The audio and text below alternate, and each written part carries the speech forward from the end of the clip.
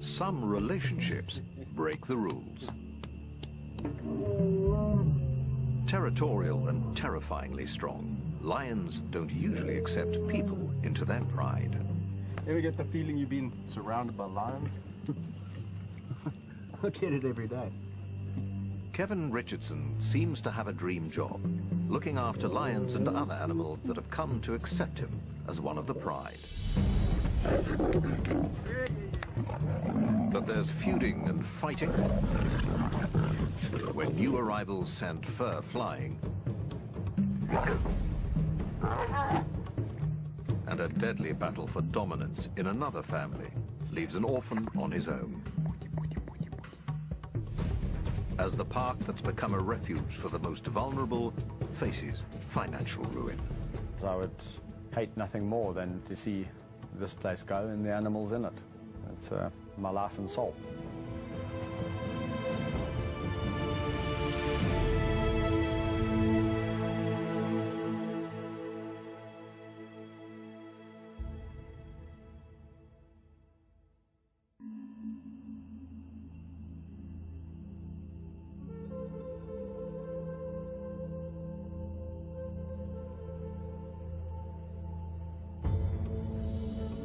The private wildlife sanctuary, dubbed the Kingdom of the White Lion, covers almost 7 square kilometers.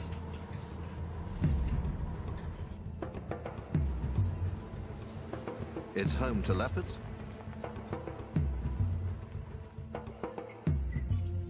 hyenas, and lions. One of the largest and most impressive prides in the park is dubbed the Big Kings.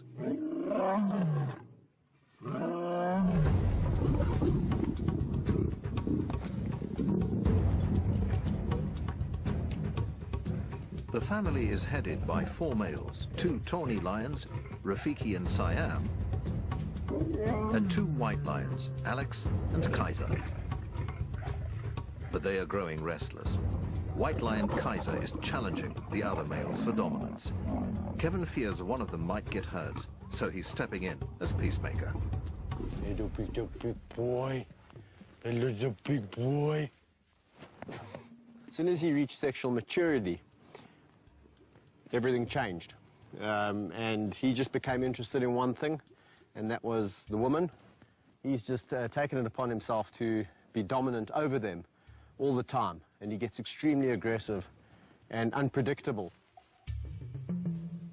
And this results in extreme fighting between him and the other lions in this group. One lioness in particular is the object of Kaiser's affection. Already battling to pay the bills, Kevin can't afford any new cubs to house and feed. Females are given contraceptive implants.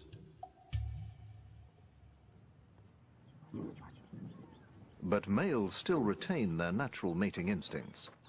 Unable to satisfy these natural urges can make them tense and frustrated. Kaiser needs a new home before his frustrations lead to violence. It's only a matter of time before we land up with someone or some lion being killed in this group, or exorbitant vet bills, because a lion's got half his face hanging off. And that's the reason why we're going to have to move him on.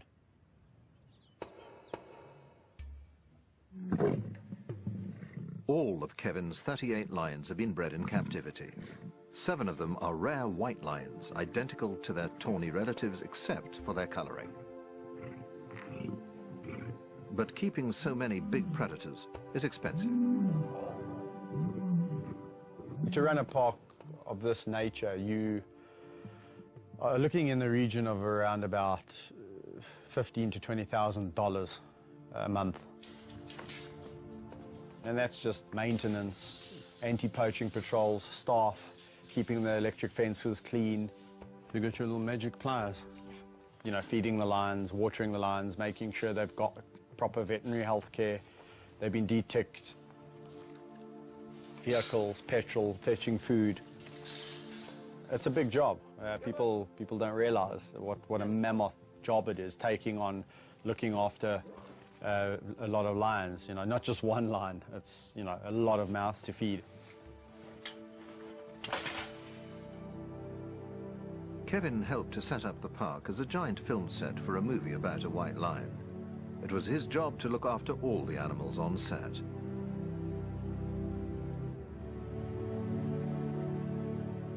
Once the film crew packed up and left, the lions stayed, joined by other cats and animals from another reserve, creating a new park, the Kingdom of the White Lion. It's hoped that profits from the film will pay to establish the park.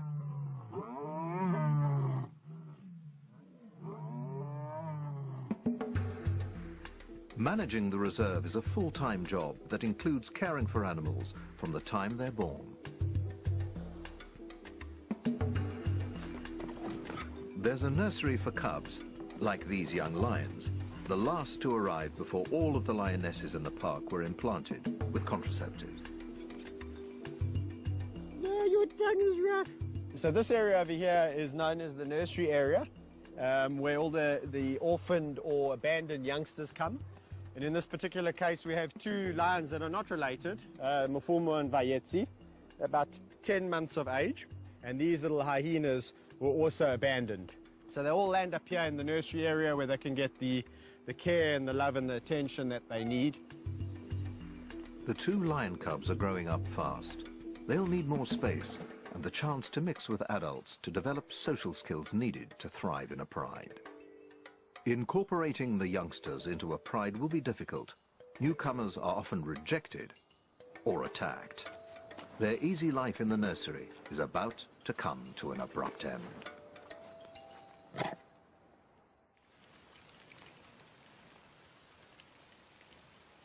Such care costs money, around £12,000 a month.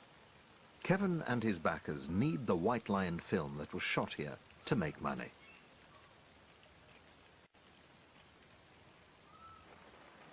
Profits are desperately needed to pay for running costs and the transformation of the reserve into a zoo for paying visitors. If the cash they need doesn't start to flow in, the park and its inhabitants face an uncertain future.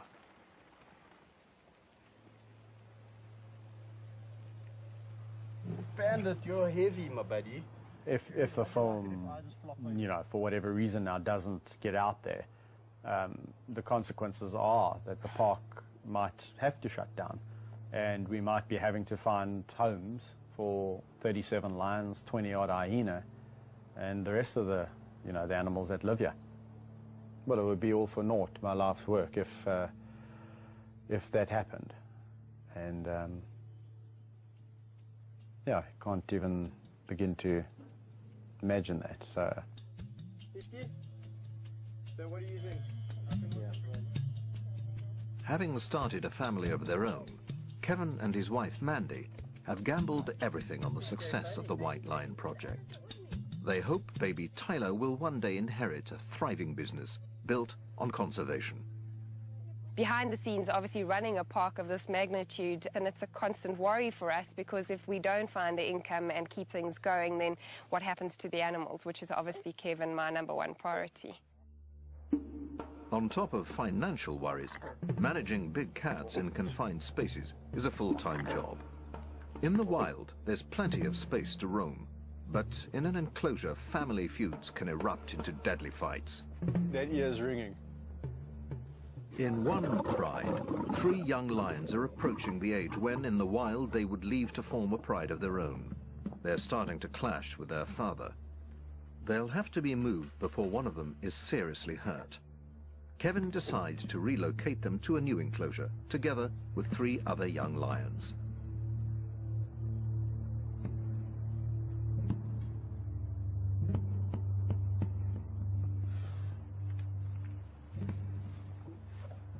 Having hand-raised and spent intimate time with all of his big cats, Kevin has a good insight into which of them should get along together. But in this case, there's an added complication. I'll tickle you to death. I'm gonna tickle you A hyena that thinks it's a lion. Spunny, the hyena, has grown up with 3 of the young lions from the time he was born.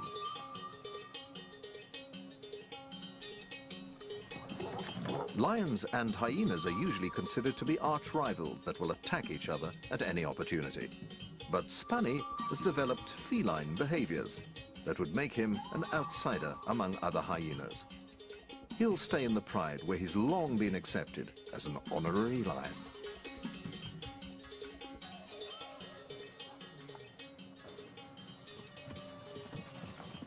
With the lions, actually, he lives a pretty cool life. He's one of the pride. They live a very lazy life. They're both very social animals. Best of mates, in fact. Let's go. But three newcomers are joining the gang. It remains to be seen how they'll interact with a pride member that looks suspiciously like a hyena. We're going to release them today, see how it goes today, especially with Spunnies, the hyena. And depending how it goes by 2 o'clock, 2 o'clock's the feeding time. If it's all going well, we'll feed them together. If we suspect that it's a little bit awkward and things aren't going so well, then we'll maybe remove them and take them back.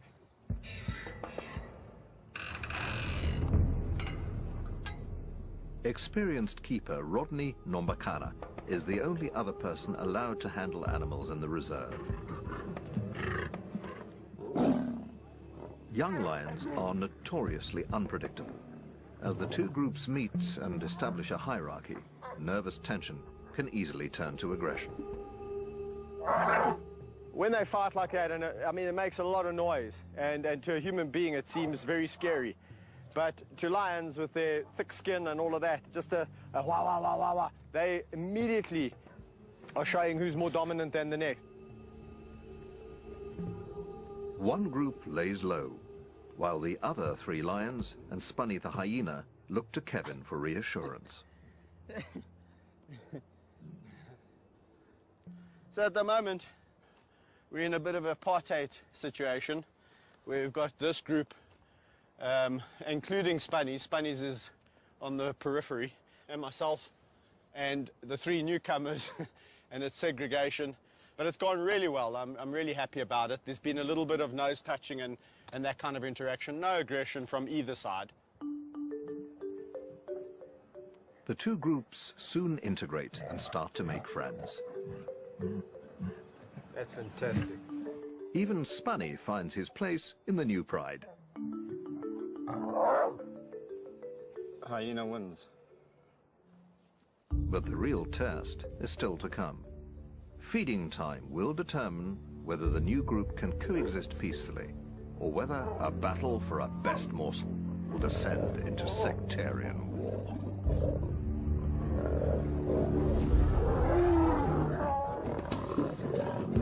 It's feeding time for a new pride nicknamed the Terrible Teens, and an ultimate test of whether the two groups that have only just moved in together can get along. Initial squabbles subside when they realize there's enough to go around.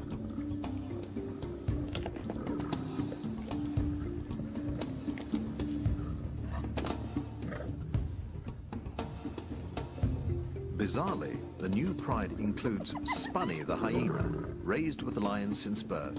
He thinks he's one of them and has been accepted as such. Lions, like people, have individual personalities that can clash when different groups are brought together. The Terrible Teens seem to be getting along just fine. But elsewhere in the kingdom of the White Lion Reserve, another big cat is lonely and left out. Thor was a star of a film shot in the park. The film that manager Kevin Richardson hopes will help pay for a plan to turn the reserve into a visitor attraction. Income is desperately needed to pay for the care of animals like Thor.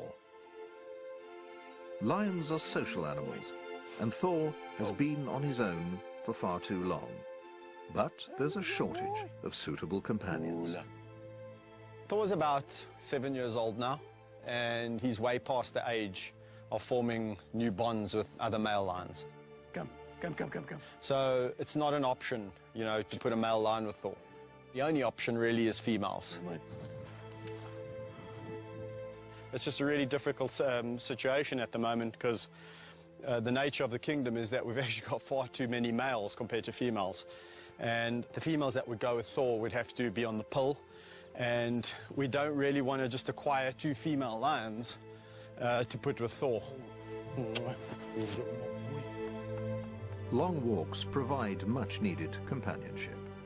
But despite Kevin's best efforts, he is increasingly concerned that Thor is lonely.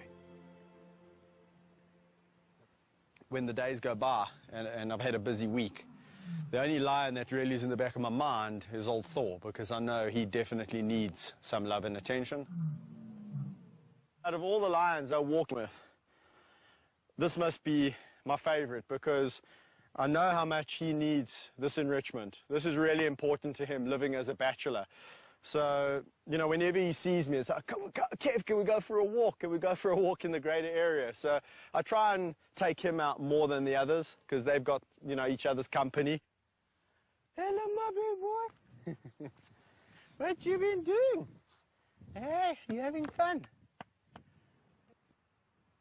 Despite their close friendship, Kevin realizes that the lonely bachelor needs the company of his own kind. They need to be robust females, strong enough to hold their own against the big male. Only 2 lionesses fit the bill.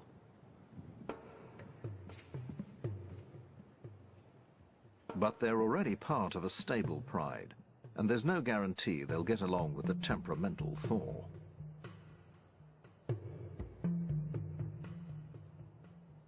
Before introducing them to the lonely bachelor, Kevin will ensure the females are fitted with contraceptive implants. He can't afford any more cubs to feed. There's a big crew of people, and everyone's excited, and they just want to get excited. He's counting on the coming feature film to bring in some much-needed income. But publicity shots are interrupted by yet another creature crisis, this time in the hyena den. Civil war has erupted in one of the groups.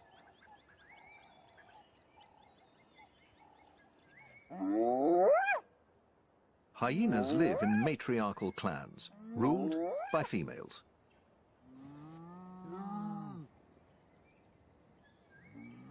They communicate using a complex language of body movements and sounds to establish their social hierarchy.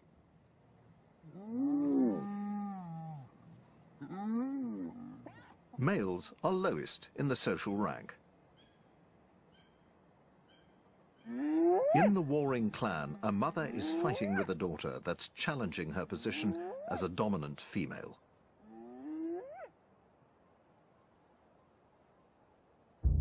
Hey, what's up with you guys? Eh? Hey, Shans? Kevin can tell that something's up in the hyena den. Hello, guys. What's the matter? Hey, what's the matter? You all acting nervous, eh? He's in for a big surprise. Woody? Hey, what's going on with you?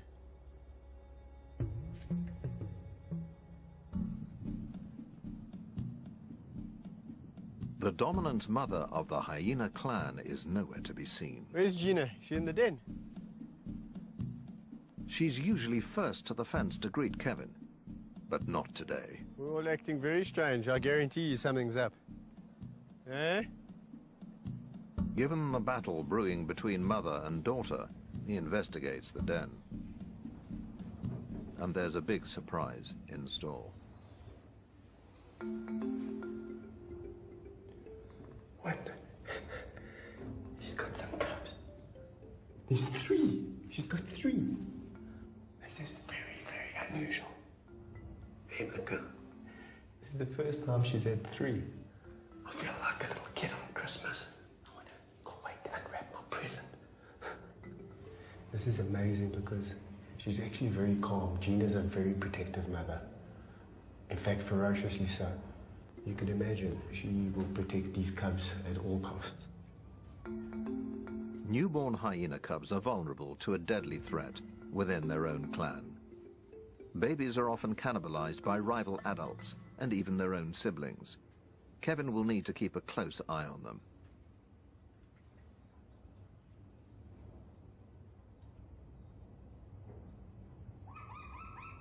Their mother is also alert to any potential threat. Hello, boy. Sure. Hey, Mommy doesn't want me to come too close. Nice, nice, nice, nice, nice. That's nice. That's nice. Mom and Dad. Turned out to be an awesome day. For Kevin, one of the biggest rewards is watching young animals mature into adults.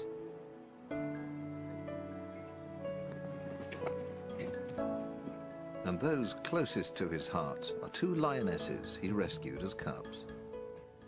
Well, over here we have Meg and Amy, probably two lionesses that I'll never have a better relationship with. Our love affair started pretty much 8 years ago when Mom abandoned them. They probably weigh in at about 180 kilograms each. But their characters are so different. Although they've had the same upbringing, the same input, the same amount of love, the same amount of discipline, Amy is a little bit more reserved, sometimes can be petulant. Meg, on the other hand, is just the most boisterous, outgoing, fun-loving lioness you'll ever come across. And that's why I can go swimming in the river with her. She's just full of confidence. If I go in the river, she wants to go in the river. Lions will usually avoid water. Meg's extraordinary behavior seems to reflect her trust in Kevin. A big adult lioness coming up, rubbing her head on your face, feeling her tongue. It's like 80-grade sandpaper doing this. You can't stop them from doing it because it's their way of showing affection. So you've just got to endure the pain, and I tell you something, it's really worth it. Kevin has worked with big cats for more than 12 years, but has been criticized by some who believe he risks his life unnecessarily.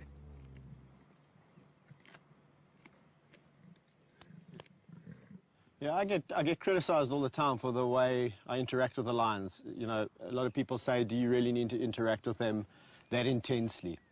And, you know, it's the only way I really know. But Kevin believes his intimate approach to big cats, from the time they're cubs, is key to his success. He claims he can read their moods and personalities, what they like and dislike. He won't interact with any lions he doesn't know.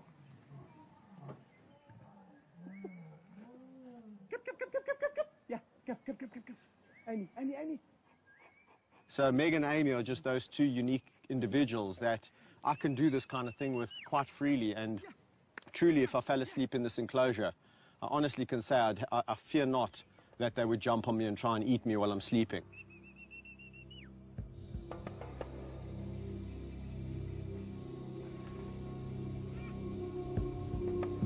It's something he wouldn't dare to attempt with wild lions, assuming he could find any in the first place.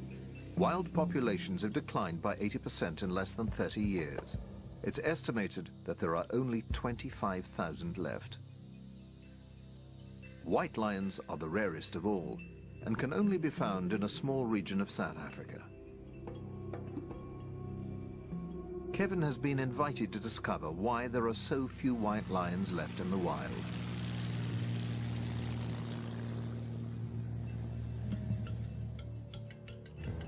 He is flying to the Timbavati Nature Reserve, part of the Greater Kruger National Park, a vast wilderness area covering more than 23,000 square kilometers. Only 11 white lion births have been recorded in the last 5 years, and of those, only 3 are thought to have survived.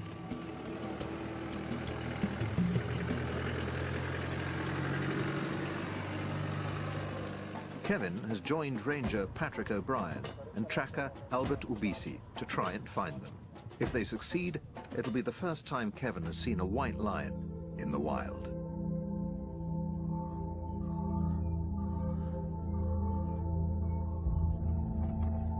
So, yeah, we're not far now.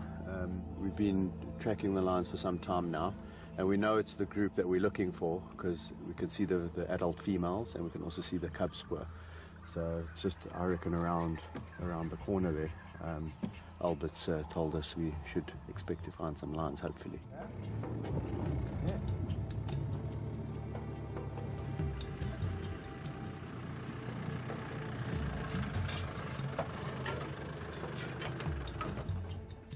Sure enough, Kevin is rewarded with his first sighting of the rarest lions in the world.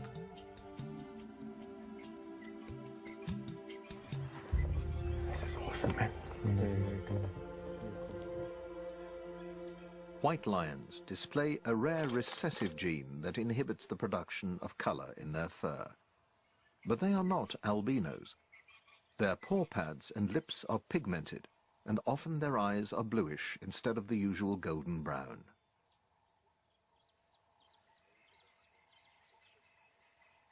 This rare gene is also carried by normal tawny lions in the region. But all lions must fight to stay alive in the wild, and the odds of survival are slim. Only around 1 in 5 survive to the age of 2. One of the greatest threats comes from dominant males that try to kill any rival's offspring. But I mean, that just goes to highlight how difficult it is for the white to survive. I mean, we know mortality in lions is high. That's correct, yeah. But I mean, the fact that these lions have made it to 14 months, that's a really, it's really done very well, good sign. Luckily for these girls, both are females, and of course that's very important for the old pride and for us, of course, which means that girls always stay in a pride, they never emigrate.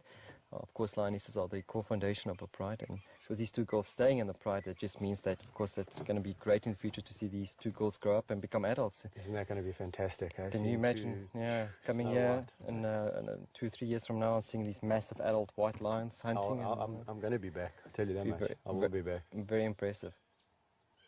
Captive white lions, like those in Kevin's protected reserve, obviously have far better chances of survival. He believes the best way of ensuring their survival in the wild is to conserve the dwindling tawny lion population that carries the white gene. As you know, at the Kingdom, several white lions that I work with, and I've always just been maintaining that we should be conserving the tawny gene in this area specifically. And, you know, when I was told that these cubs were born, I was like, you see, I mean, that just goes to prove that there's tawnies carrying the gene. You know, both mothers are tawny, and that clearly indicates that, you know, you don't have to be a white lioness to produce white cubs. And there's a very good chance, and maybe that white gene is a lot more prevalent than what we actually think it is. And even more reason to be protecting these tawnies in this area. Exactly, and this is what's so important about this area, is the fact, you know, this is the only place that they are naturally still found. Yeah. The trip has given Kevin time to reflect on the role he'd like his reserve to play in lion conservation. If he can transform the park into a public attraction, he hopes it will help inspire people to support conservation. But he needs money to do it, and that depends on the success of a feature film.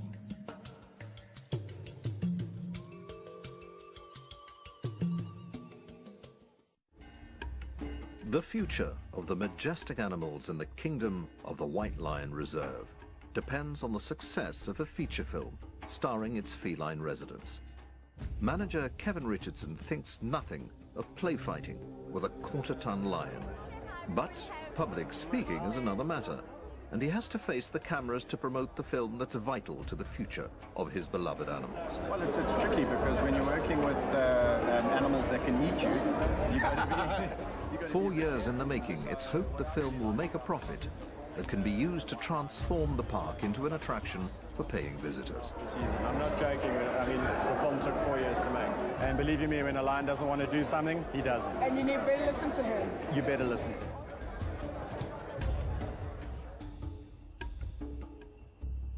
Over the following days, the movie receives its first reviews. City vibe, yeah, feline feast. 4 out of 5. The critics have been kind, but it remains to be seen whether the film is attracting enough cinema-goers to turn a profit. It costs money to look after big cats like Kaiser, a white lion that's outgrowing his enclosure and ganging up on the fellow members of his pride. But there's just no room left in Kevin's reserve.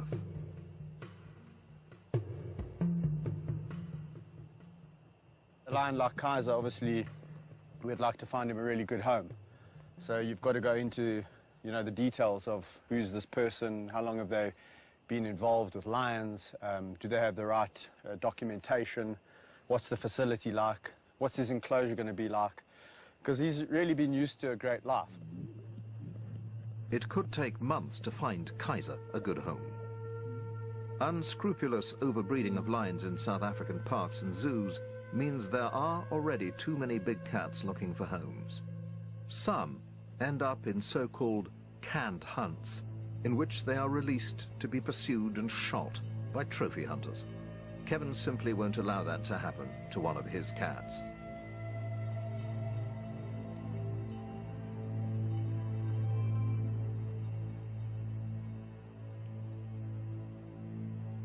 He can only hope that Kaiser calms down and stops causing trouble in his enclosure.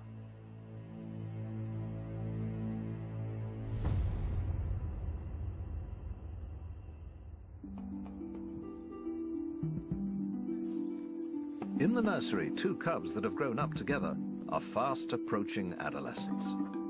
They'll have to be introduced into an adult pride to gain the confidence and social skills they'll need to thrive.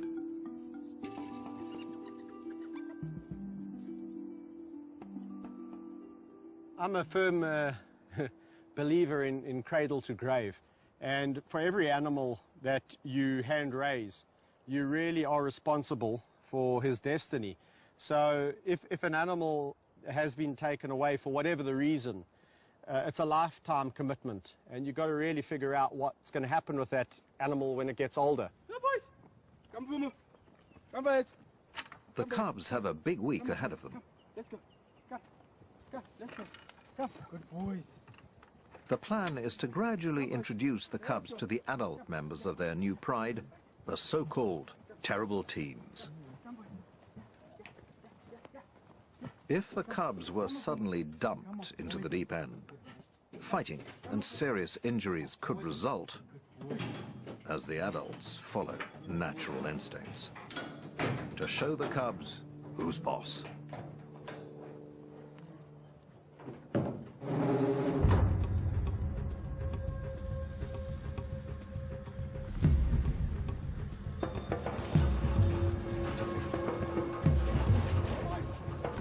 Concerned that the terrible teens may gang up on the cubs, Kevin decides to split the 6 adults into 2 groups of 3.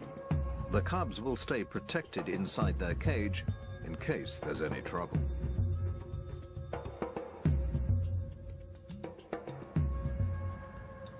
I'm a little bit apprehensive because these 3 are notoriously aggressive, especially when it comes to lions, other lions that they don't know. But they, they speak a different language to us, so maybe they'll know something that we don't. Maybe Mafuma Vayetsi, being smaller and younger, will just submit. If that happens, it's fantastic. If it doesn't, we'll have to conjure up another plan. Hello, boys. Oh, hello, boys. Oh, look. Go look. Nicely. Who's that? Look, they've been so nice and friendly. Despite Kevin's initial anxiety, the mood seems relatively relaxed. This is much, much better than I expected. This is phenomenal. There was like almost some form of, acknowledgement that we know we are a little bit weaker than you guys, you 3, we 2, we younger. So it was really, really good. Some new friends. Oh. It is so tempting to release Mafuma and Vayetsi with this group because it's gone so well. But in all the years of experience, I've realized one thing: overconfidence is a bad thing. And I just think we should wait probably another 1 or 2 introductions like this before we release, because they can almost lure you into a false sense of security where you think, everything's okay. And as soon as you open this gate, it's a different story. Next, Kevin introduces the youngsters to the more unpredictable half of the terrible teens' pride. Unbelievable.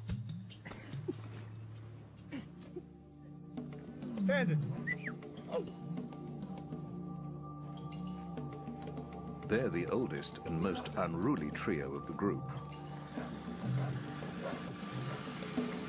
Quickly surrounding the van, they seem to sense the new arrivals inside. Once again, the cubs are kept in the cage for their own safety. It's not the terrible teens, but one of the cubs that gets aggressive, albeit from behind the safety of a cage. Come on, be nice. Be nice. Vayetzi, why you being a naughty boy? Don't be a naughty boy. Oh, whoa, whoa, whoa, whoa. Eh? That was really incredible interaction. It went exactly opposite to how I thought. I thought the youngsters would be a lot more submissive and roll on their backs, and that these guys would show some aggression and show some authority. It was exactly the opposite. The youngsters came at them full of aggression, and these guys were completely passive. How are you doing in and amongst all of this? Kevin keeps the van open for an hour, hoping that relations will improve. Hey, Vayetzi! Okay, so I think what I'm going to do is let them all out together. We've done this a couple of times. There's hardly any interest. The only line that's really showing any form of aggression is Vayetzi. It's because he's a bit nervous. Mafumu is completely relaxed. These guys are not going to do anything bad. I think if anything, it's going to come aggression from the youngsters. These guys might give a wah, wah, wah, and it's going to be all over. So I'm going to go and let them out. Be nice. Okay.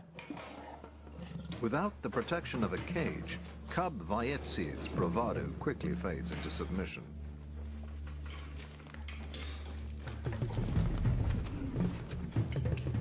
The terrible teens immediately gang up on the youngster, and Kevin has no choice but to break up the fight with pepper spray. Stop, stop, stop, stop, stop, stop.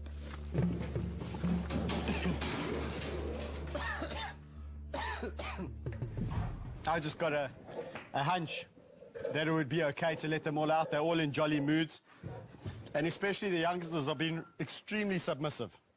So that's until Mr. Bandit decided to pick on them. And once he started picking on them, Bobcat came in from behind, where I had to defuse the situation with a little bit of help from a friend called pepper spray. Nice. I want nice, nice, nice, nice. In such cases, pepper spray is used as a last resort to stop fights breaking out, protecting the cats and himself. An accidental bite could prove fatal. Kevin rarely uses pepper spray, and it's always him that suffers most.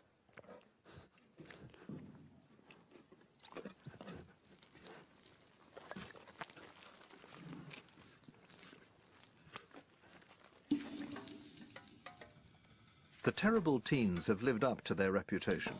Introducing them to the cubs hasn't worked as well as he'd hoped.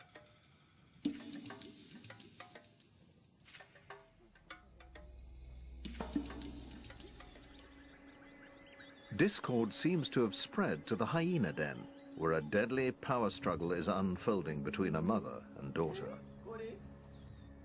Hello, Junior. Hey, Ma. How's your cub? Hey?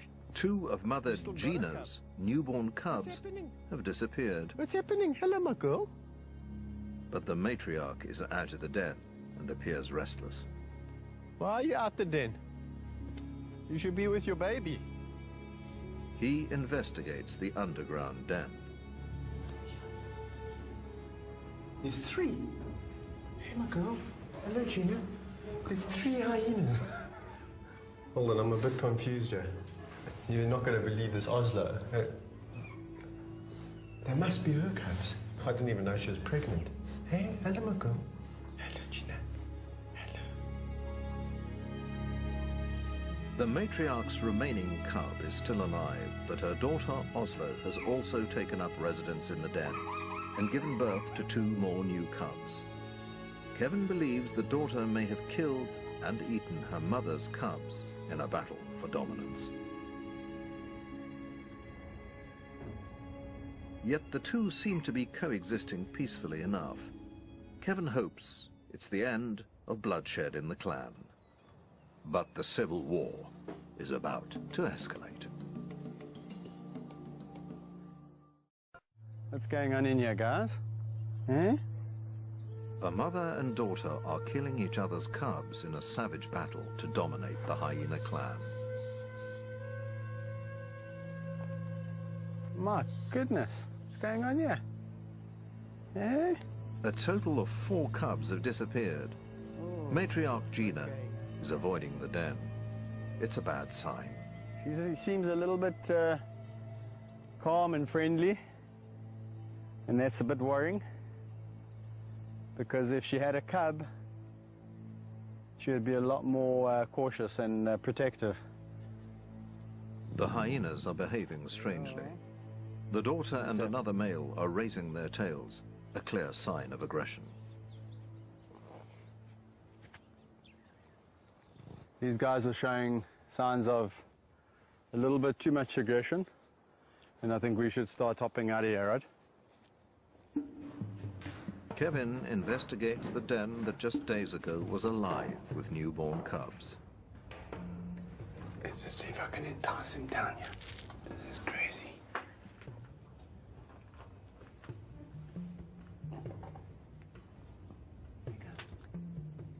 It seems that only one cub has survived the bloody family feud. If he leaves it be, chances are it too will be killed and eaten. There's definitely been some chaos on outside. I've looked everywhere, and I can't find the other 2 siblings. It looks like either Gina's probably come and killed one of Oslo's, and Oslo's in return killed one of Gina's, so Gina's got no cubs left. And Oslo's only got one, and I'm just afraid that if I leave this cub here, I'm going to have no cubs whatsoever. Cubby. If the cub is to have any chance of survival, Kevin needs to remove it and bring it up himself.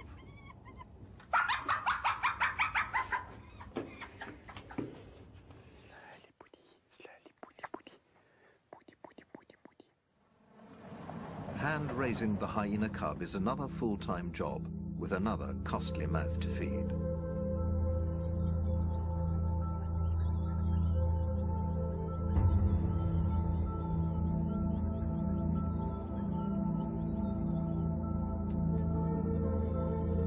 The park and its animals need cash to survive, and Kevin's pinning his hopes on making a profit from a feature film shot on the reserve. But it seems box office takings won't be enough. The park needs to be operating and basically paying for itself in about 6 months from now. And if that isn't the case, yeah, again, it's going to be quite a battle to see where we can kind of get funding from and see if we can save it. Because I would hate nothing more than to see this place go and the animals in it. It's my life and soul. Hello, Ishki. It's not just Kevin's wife and baby who are counting on the park to succeed. The big cats, hyenas, and the staff that look after them are all part of one big extended family. We've been with these animals since they were young, so they are like, we are part of their family. I don't even want to think about what it would do to me if for some reason the lions are taken away from me or I'm taken away from them. It would be, I don't know how to describe it.